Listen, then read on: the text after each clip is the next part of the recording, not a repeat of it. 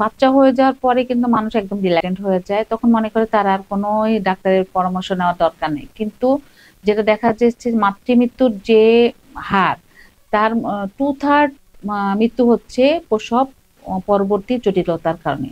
তার মধ্যে একটা পিপিএইচ, তারপরে এক্লামশিয়া, এবং আর একটা ইম্পর্টেন্ট কজ হচ্ছে ইনফেকশন, সেটাকে বলে সেপসিস বা পিউরপ্যারাল সেপসিস।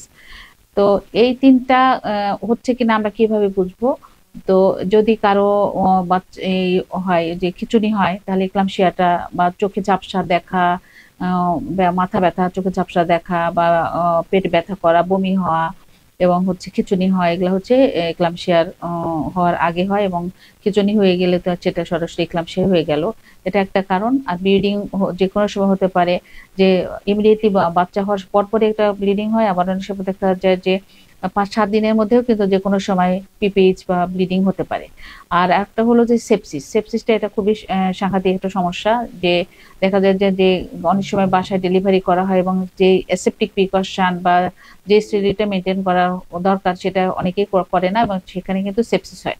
তো এগুলা হচ্ছে কিনা বা এর জন্য কোনো জটিলতা হচ্ছে কিনা সেটা বোঝার জন্য বলে যে WHO বলেছে কম করে ৪ বার প্রসব পরবর্তী সেবা নেওয়া উচিত। সেটা হচ্ছে ২৪ ঘন্টার মধ্যে একবার, ৩ থেকে ৪ দিনের মধ্যে একবার, ৭ দিনের মধ্যে একবার, এবং হচ্ছে ৬ সপ্তাহের মধ্যে আরেকবার সেবা নেওয়া উচিত।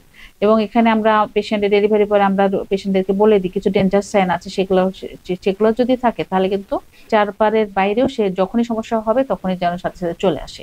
এই সময় শুধু মা না, বাচ্চাও কিন্তু এই সময়টা বাচ্চার মৃত্যুর হার অনেক বেশি। যদি বাচ্চার দেখা যায় যে বাচ্চার খিঁচুনি হচ্ছে, বা বাচ্চার জ্বর হচ্ছে, বা বাচ্চা খাচ্ছে না, খালি কান্নাকাটি করতেছে, এবং বাচ্চার কোনো শ্বাসকষ্ট হচ্ছে, তাহলেও কিন্তু দ্রুত এই ৪ টা ভিজিট বাদ দিয়েও তখন যখনই সমস্যা দেখা দিবে সাথে সাথে ডাক্তারের পরামর্শ নিতে হবে।